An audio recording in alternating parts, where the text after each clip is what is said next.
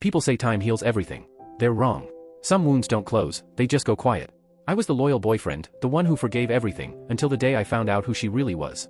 I promised myself I'd never speak of it again, but the silence is eating me alive.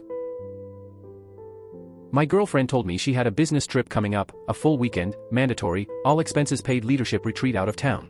That was her big announcement. She strutted into our apartment last Thursday with glossy brochures and that excited, career girl smile she used when she wanted me to be proud of her. Her name was Grace, and we'd been together for 2 years. She'd lived in my apartment for the last one.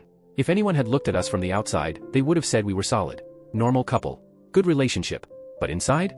Inside, there was this constant pressure, like she was always measuring me against some invisible checklist. The right clothes. The right people. The right restaurants. The right boyfriend. With Grace, everything had to fit her perfectly curated image, like she was designing an Instagram-ready life and I was just one of the props. And lately, she'd started pulling away. More screen time.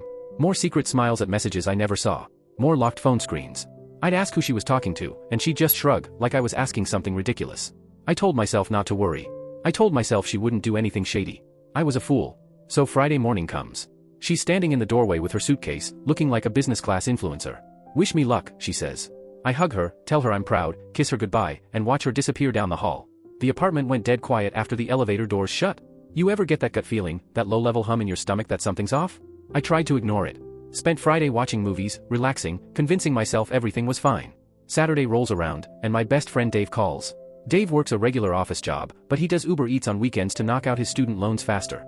He was bored, tired, and stuck in traffic. Bro, ride shotgun with me for a couple of hours. I'm losing my mind out here. I had nothing going on, so why not? We just drove around, blasting music, making fun of terrible drivers, arguing about which fast food place had the best fries.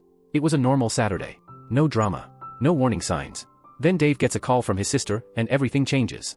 Their mom slipped, hit the floor hard, and they were rushing her to the hospital. She was in pain, scared, and Dave just panicked. He pulled over so fast the tires screeched. Dude, I gotta go. I have to get to the hospital. His voice was shaking. He looked down at the food bags in the back seat. But I've got one last delivery. The customer's waiting. I can't just bail on them.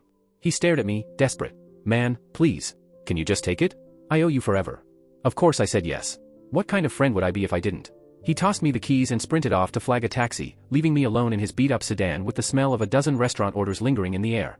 I grabbed his work phone, checked the Uber Eats app, and typed in the final address. The customer's name was Alex. The drop-off was at one of those brand-new high-rises downtown, all glass and polished metal. The kind of building with chandeliers in the lobby and $3,000 a month rent. I drove over, parked like a criminal in the loading zone, grabbed the neatly stapled paper bag, and headed inside. The concierge barely glanced at me before pointing toward the elevators. I rode up to the 27th floor, humming to myself,